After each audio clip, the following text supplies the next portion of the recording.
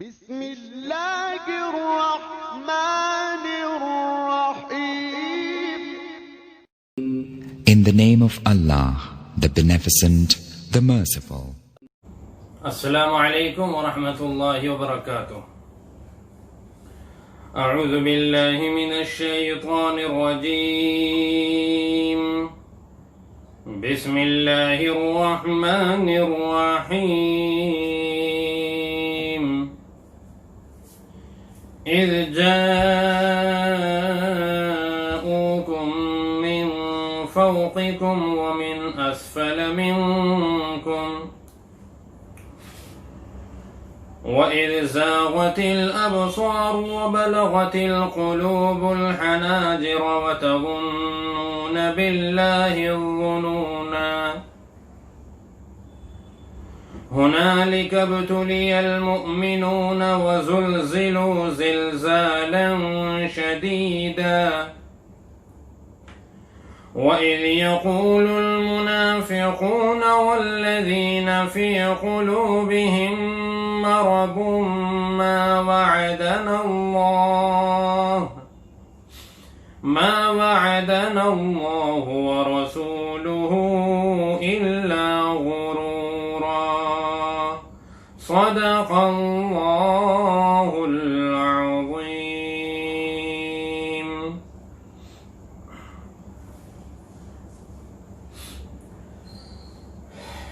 یہ سورہ احزاب کی آیت نمبر 10، 11 اور 12 تلاوت کی گئی ہے. واقعہ چل رہا تھا غزوہ خندق کا. چونکہ احزاب غزوہ خندق کا ہی دوسرا نام ہے، اور احزاب حزب کی جمع ہے، جس کی معنی پارٹیاں، جماعتیں. کیونکہ بہت سے قبیلے اور جماعتیں اکٹھے ہو کر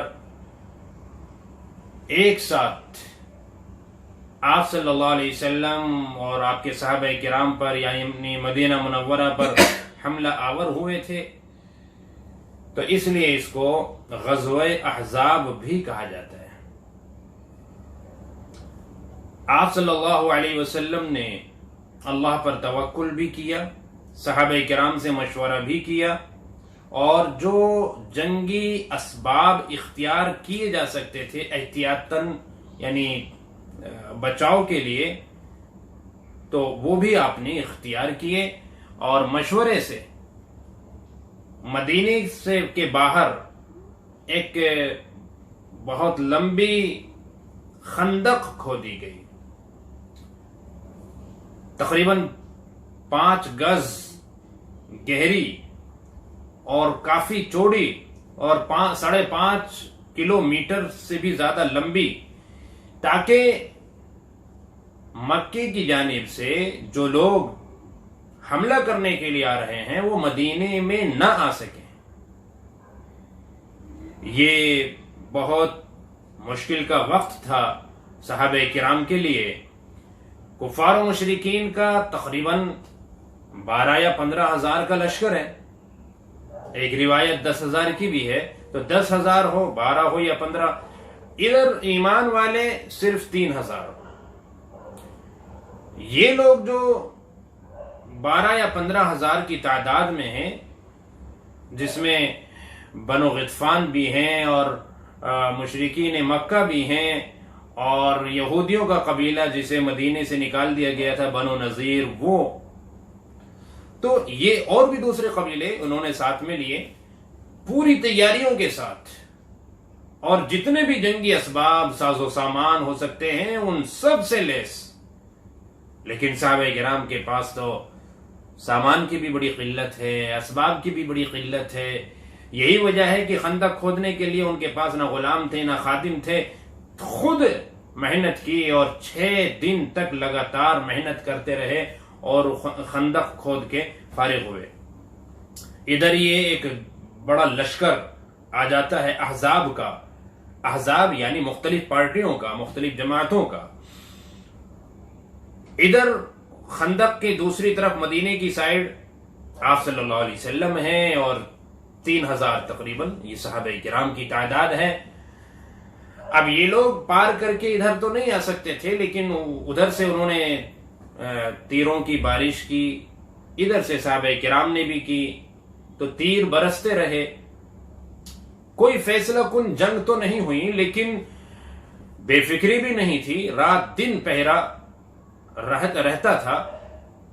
حضرت ام سلمہ رضی اللہ عنہ فرماتی ہیں کہ آپ صلی اللہ علیہ وسلم تھوڑا سا آرام کرنے کے لیے لیٹنا چاہتے تھے، لیکن ذرا سی جیسے کوئی آواز سنائی دی، کوئی شور سنائی دیا تو فوراً ہتھیار لے کر باہر نکلتے تھے.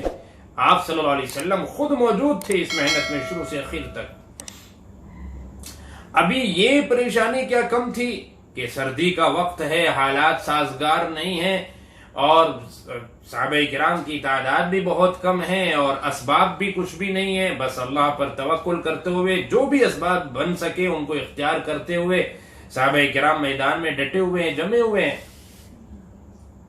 ایک اور بڑی آفت اور بڑی مصیبت عین وقت پر آ پڑی، اور وہ یہ کہ یہودیوں کا ایک قبیلہ بنو قریظہ، یہ مدینے میں ہی تھے. بنو نذیر کو تو نکال دیا گیا تھا ان کی حرکتوں کی بنا پر، لیکن بنو قریظہ وہ بہرحال خندق کے اس پار تھے، مدینے میں تھے، اپنے قلعے میں تھے. ان سے آپ صلی اللہ علیہ وسلم پہلے ہی ایگریمنٹ کر چکے تھے کہ آپ ہمارے ساتھ ہیں.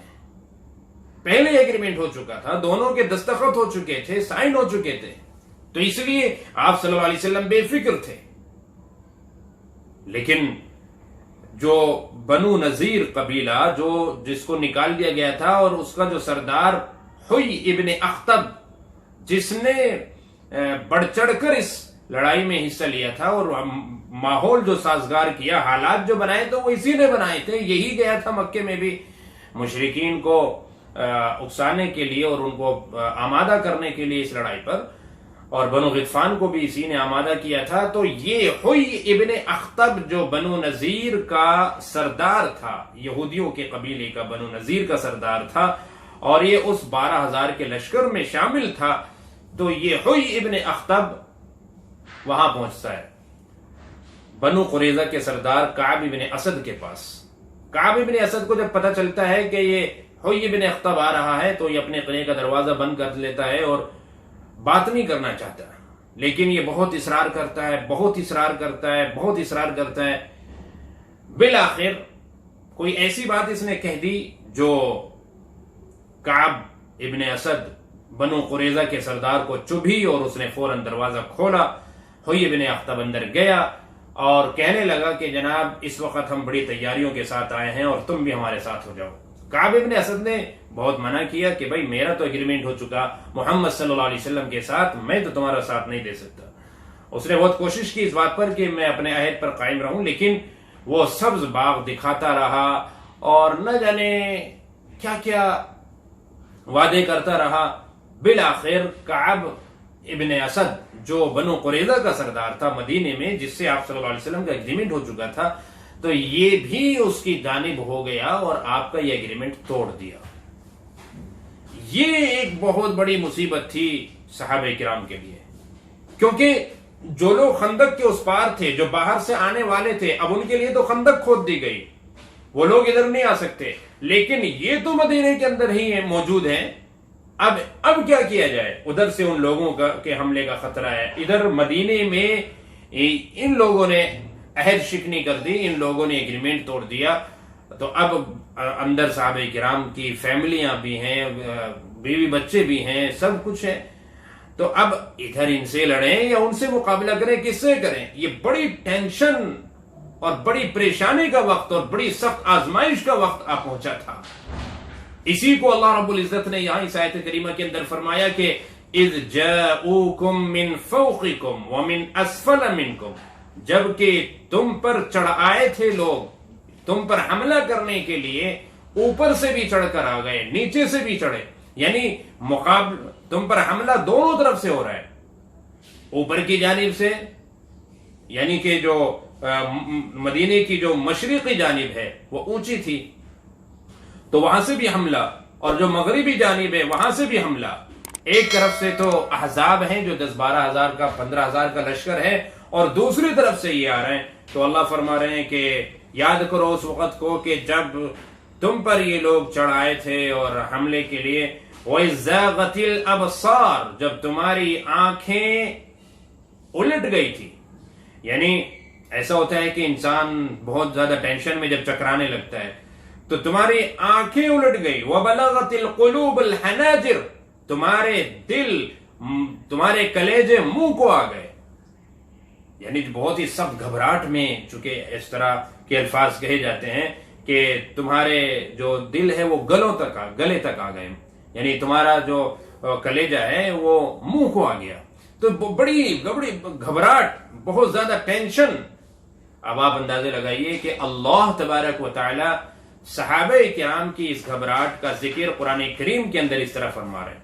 اور اللہ فرماتے ہیں کہ وَتَظُنُّونَ بِاللَّهِ الظُّنُونَ اور تم طرح کی بدگمانیاں کرنے لگے، طرح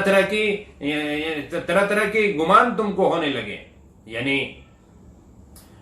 بہت سو کو یہ خیال ہونے لگا کہ پتہ نہیں اب کیا ہوگا، پتہ نہیں بچیں گے یا نہیں بچیں گے، پتہ نہیں بچوں کا کیا ہوگا، پتہ نہیں فتح ہوگی کہ نہیں ہوگی، یہ شکست ہوگی کیا ہوگی، کچھ نہیں کہہ سکتے.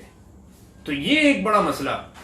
اللہ تبارک و تعالی فرماتے ہیں کہ هُنَالِكَ ابْتُلِيَ الْمُؤْمِنُونَ وَزُلْزِلُوا زِلْزَالًا شَدِيدًا اور اس وقت ایمان والوں کو مکمل طور پر جانچا گیا. بڑا سخت امتحان تھا یہ صحابہ کرام کا. وَزُلْزِلُوا زِلْزَالًا شَدِيدًا بڑا سخت جھنجھوڑ دیا گیا صحابہ کرام کو. یہ اللہ فرما رہے ہیں کہ اتنا سخت جھنجھوڑ دیا گیا تھا صحابہ کرام کو کہ کلیجے منہ کو آ رہے تھے، آنکھیں پتھرا رہی تھی اور سخت دہشت کے اندر تھے، کیونکہ اب حملے کا خطرہ یہ دونوں طرف سے ہو چکا تھا. باہر کی طرف سے بھی اور اندر کی جانب سے بھی، دونوں طرف سے یہ خطرہ بہرحال ہو چکا تھا. اب یہاں پر جب یہ کیفیت، یہ نوعیت ہو گئی تو اللہ کے نبی صلی اللہ علیہ وسلم کو خیال آیا صحابہ کرام کا کہ صحابہ کرام بھی بہت زیادہ ٹینشن میں ہیں، تو کس طرح اس جنگ کو روکا جائے اور کس طریقے سے ان سے بچاؤ کیا جائے. اس وقت ایک تدبیر آپ نے سوچی. آپ کو یہ معلوم ہو گیا تھا کہ بنو غطفان اس شرط پر راضی ہوئے ہیں ان کا ساتھ دینے کے لیے. انہوں نے یہ وعدہ کیا کہ خیبر کی جو کھجوروں کی آمد ہوگی اس میں سے آدھا دیں گے تمہیں. آپ صلی اللہ علیہ وسلم نے بنو غطفان کے سرداروں کو بلایا، عیینہ اور ابو الحارث، ان دونوں کو بلایا اور ان سے بات کی کہ اگر تم ان مشرکین مکہ کا اور ان بنو نذیر کا ساتھ چھوڑ دو، جو یہودیوں کا قبیلہ بنو نذیر جو سرغنہ ہے اس جنگ کا، اگر تم ساتھ چھوڑ دو اور تم اپنے ساتھیوں کو لے کر یہاں سے چلے جاؤ تو مدینے کی جو پیداوار ہے اس میں سے 1/3 ہم تمہیں دیں گے. تو آپ صلی اللہ علیہ وسلم نے ان لوگوں سے ان کے سامنے یہ پیشکش رکھی کہ مدینہ منورہ کی جو پیداوار ہے اس میں سے 1/3 تمہیں ہم دے دیں گے، تم اپنے ساتھیوں کو لے جاؤ. اس پر وہ لوگ راضی بھی ہو گئے تھے اور قریب تھا کہ دستخط ہو جاتے. آپ صلی اللہ علیہ وسلم کو خیال ہوا کہ کیوں نہ میں ایک دفعہ صحابہ کرام سے مشورہ کر لوں. چنانچہ آپ نے صحابہ کرام سے مشورہ کیا. سعد ابن معاذ اور سعد ابن عبادہ، ان دونوں کو بلایا اور ان سے مشورہ کیا. تو انہوں نے کہا کہ یا رسول اللہ صلی اللہ علیہ وسلم، اگر اللہ کا حکم ہے تو سر آنکھوں پر، پھر ہم کچھ نہیں بولتے. اگر آپ کا اپنا طبعی تقاضا ہے، آپ نے مناسب سمجھا یہ اپنے خیال سے، تو بھی ٹھیک ہے، لیکن اگر آپ ہماری وجہ سے ایسا کر رہے ہیں تو پھر یہ صحیح نہیں ہے. آپ نے فرمایا کہ نہ تو یہ اللہ کا حکم ہے، نہ میں اپنے طبعی تقاضے کی بنا پر ایسا کر رہا ہوں.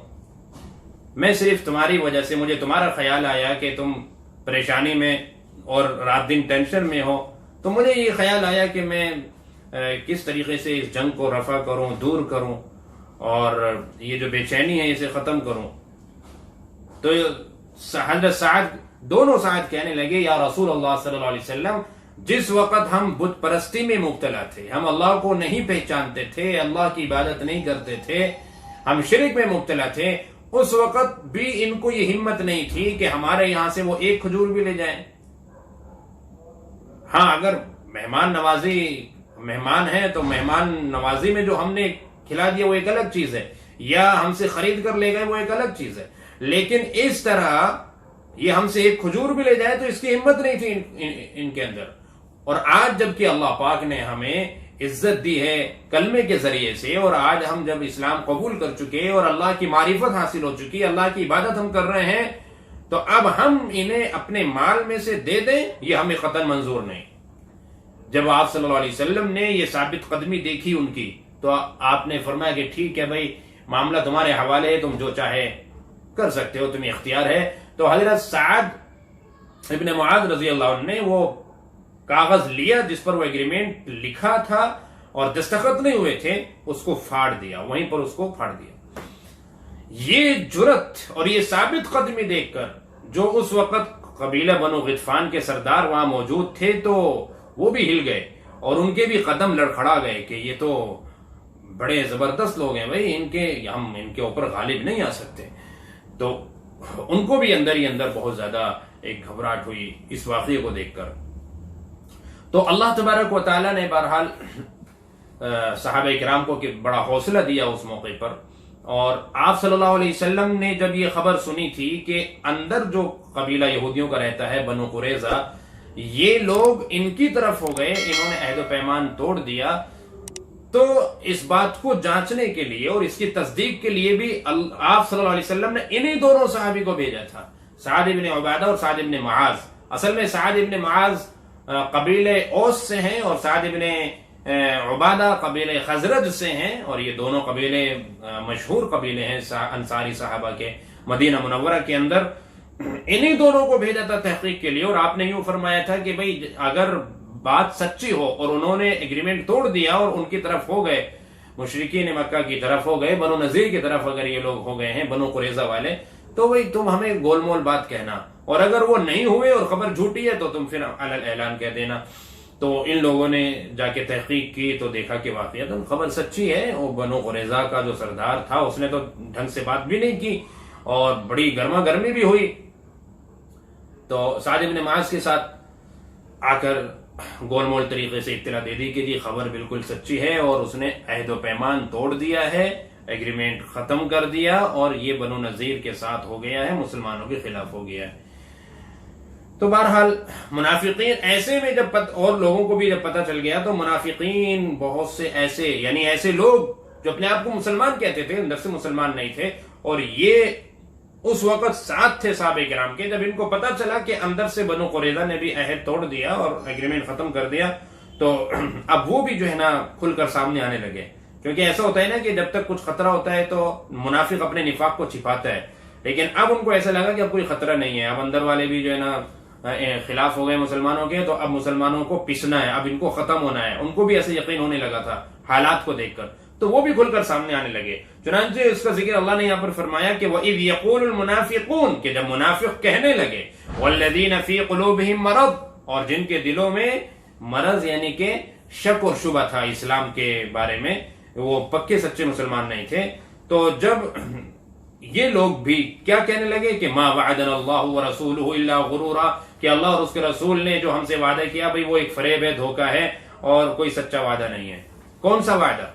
وہ وعدہ کہ جب غزوہ خندق میں وہ چٹان جو صحابہ سے ٹوٹ نہیں رہی تھی، آپ صلی اللہ علیہ وسلم نے اسے توڑا تھا، اور اس میں جو چنگاریاں نکلی، اس میں جو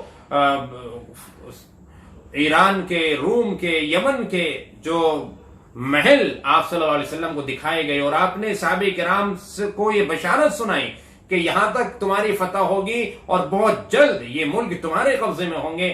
تو یہ جو بشارت، یہ جو وعدہ تھا، اس کی طرف اشارہ کیا کہ جناب ایک طرف حالت یہ ہے کہ کپڑے ڈھنگ کے پہننے کو نہیں، کھانے کو ہمارے پاس کچھ نہیں، کتنی غیر حالت ہو گئی ہے ہماری، اور خواب یہ دکھائے جا رہے ہیں ہمیں کہ قیصر اور کسریٰ فتح ہوگا. یہ تو ایک سب فریب ہے اور یہ جھوٹ ہے، اس میں کوئی سچائی نہیں ہے. منافقین اس طرح کی باتیں کرنے لگے، اور بھی منافقین وہاں سے کھسکنے لگے. اب وہ کس طریقے سے وہاں سے کھسک رہے تھے اور نکل رہے تھے اس کا بھی ذکر ہے آئندہ، چونکہ میں نے عرض کیا تھا کہ تقریباً 2 رکوع میں ابھی غزوہ خندق کا سلسلہ چلے گا انشاءاللہ. تو یہاں سے آگے باقی انشاءاللہ کل آئندہ بیان ہوگا. اللہ تبارک و تعالی ہمیں ہر طرح کے نفاق سے، شرک سے، کفر سے محفوظ فرمائے اور ایمان پر ثابت قدمی نصیب فرمائے. السلام علیکم.